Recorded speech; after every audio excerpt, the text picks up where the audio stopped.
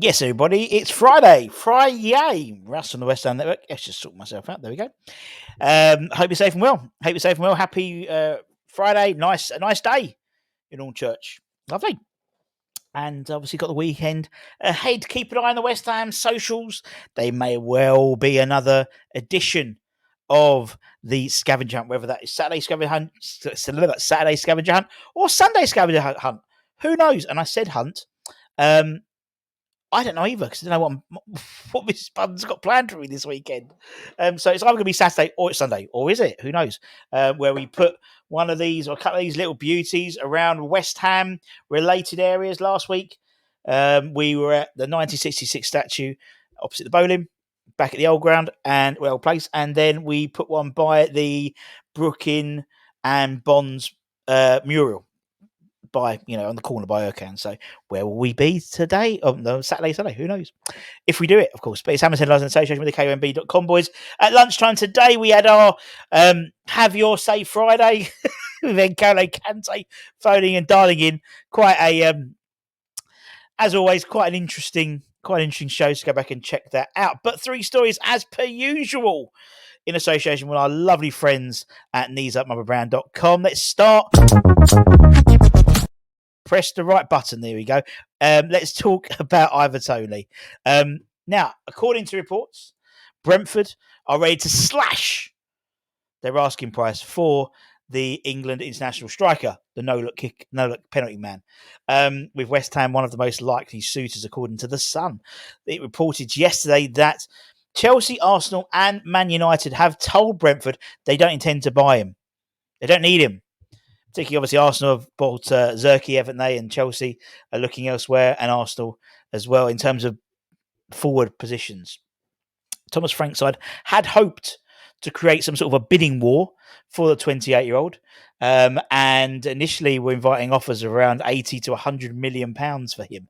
But it's more likely to be around the 50 million mark is what they're looking for. Whether they get that is another issue. Apparently Brentford are quite surprised by the lack of interest in the England striker, and which has left us and possibly Spurs as the 2 clubs in running for the signature of Ivan Toney. Great black, 50 million. It's crazy. Money is crazy at the moment. Apparently no one's put an official bid in for him. And Brentford's hoping that by lowering their expectations in terms of their asking price, they could see a change in the coming weeks. We shall wait and see. Obviously, we know we've been centre forward is an area we've been prioritising, so to speak. Alexander Zorloff is one of the names we were linked with, amongst others. Dominic Calvert-Lewin, maybe, but I still think that's a smokescreen. Simon Banza. Plenty of others we've been linked with. Almost 170 players in total we've been linked with since the opening of the transfer window. But I think it's too much money. I think everything's too much money at the moment. N'Golo Kante, 20 million for a 33-year-old. It's a lot. Everything's just a lot of money nowadays. Cost of living's gone up as well. Pint of milk, fish and chips, and for a prolific striker. There's no doubt he'll score goals. And you think him with the likes of Bowen, Paqueta, Kudus, Guilherme, JWP, Emerson bombing down he'd be licking his lips at the opportunity to score goals like that. And if we're looking at spending money, like if Everton want 40 million for Dominic Calvert-Lewin, I think in a roundabout way, Ivan Toney works out a better value than Dominic. Of course he does, but it's a bizarre thing at the moment. But I'm sure you'll see some lot movement. I'm sure that's going to go down and down and down. I reckon it's going to be about 30, 35, to be honest. Is that still a bit too much? Possibly. But if Ivan Toney's goals get us back into Europe, obviously that's tens of millions of pounds you get in Europe. It's paid for itself, really. So we'll see. Elsewhere, let's talk about a transfer is not going to happen, I don't think, as West Ham have apparently frozen, let it go, frozen the deal with Nice for the French centre-back Jean-Clair Todibo. And apparently they're not happy. The French aren't happy with him. Nice are not very nice when it comes to Jean-Clair at the moment because of his reluctance to move to West Ham. On today's edition of the Corriere dello Sport reports that the Hammers' offer for the player has been frozen because he's not interested. Instead, he wants to go to a great team.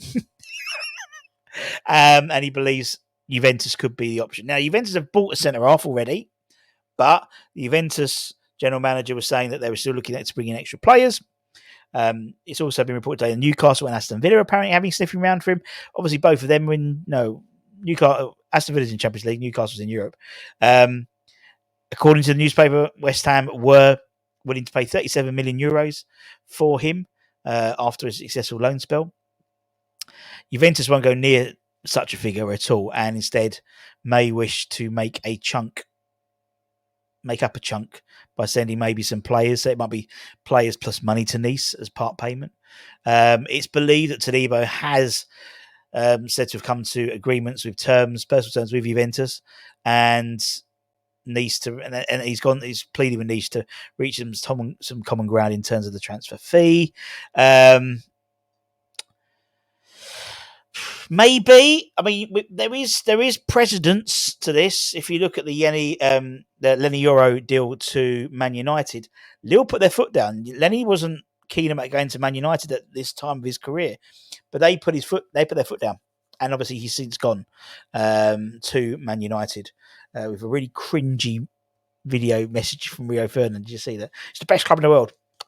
Don't forget where your bed is buttered, Mr. Ferdinand. But if he doesn't want to come, I'd rather somebody who does want to come. Do you know what I mean? Because there always aspirations to go to Juventus, for example.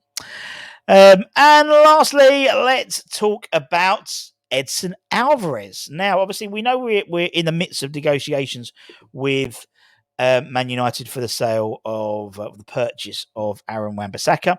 Looks about £15 million-ish, which, when you're looking at transfer fees and stuff like that, that seems pretty good for a 26-year-old. English as well, right back.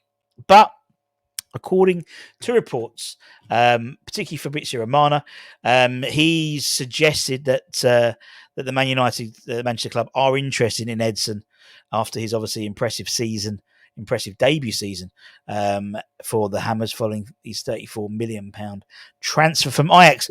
He's well known by Ten Hag, obviously, having worked together at Ajax. And Ten Hag's is pretty much stated publicly that he enjoys reuniting with players who he's worked with before. And he spent 3 seasons with the Mexican midfielder while at Ajax. Now, obviously, they have just signed Jenny Euro, the midfielder. But there has been speculation that it may well be part of a package to bring in Edson, money plus Wan-Bissaka for Edson, for example. The news of N'Golo Kante and us looking at bringing him on, are we putting 2 and 2 together there? I don't know. We're always going to have our players linked because they're all good players, the players we're bringing in. So, again, it shows how good our recruitment has been in recent times. The likes of Mohamed Kudus was very much lauded as a potential transfer target for various clubs, but apparently that's not happening. Edson, obviously, we know Jarrod Bowen continually gets linked with Newcastle for a ridiculous amount of money. It shows that we're buying the right players. Obviously, Mavropanos was linked with maybe going to Serie A last week. So, but I just don't want. For me, I think I genuinely think he's captain material, Edson Alvarez. If he can just a few yellow cards less, I think he'd be an awesome captain for West Ham. Awesome in the middle of the park, driving the team forward. He's a great player. He drops in. And I spoke about this at lunchtime. We talked about the N'Golo Kante thing and stuff as well. But if you go back and look at Lopetegui's time at Sevilla, the cornerstone of his side was Fernando, who was, I figured it out, was probably about 32 or 33, at least when he started, when he moved to Sevilla, and was the cornerstone in what they do in terms of making that side tick. Edson can do that, in my opinion. That's the role Edson has in our side. Fingolo comes in. He could do that job as well. Maybe has a bit more dynamism. I don't know. But someone made a really good point. Fernandinho for Man City was very much still pulling the strings late into his 30s as well. And Billy Bonds only retired at 40, had to retire at 41 because he got an injury and had to bite the bullet. Christ knows how long he would have played for. But yeah, as long as we keep hold of Edson, I don't care who else we bring in that midfield slot, to be honest. Even maybe with a double pivot of Edson. Edson, Paqueta, and Kante as a 3 midfield. Oh, fucking hell. I've seen worse. Who remembers when Jonathan Spector played and was prime Iniesta that day against Man United away at home with the snow? And Radoslav Kovac as well. Who remembers him? Anyway, that's it, my friends. Thanks very much for your time. Keep an eye on the channel, as I said, over the weekends, because we might be also doing videos, keeping you up to date with what's going on, but also we may well be doing the scavenger hunts as well. Until next time, take care, stay safe, stay warm, stay humble. Check out neesambrand.com for latest news, reviews, and opiniones. And I'll see you guys very, very soon. Take care. Much love. Bye-bye.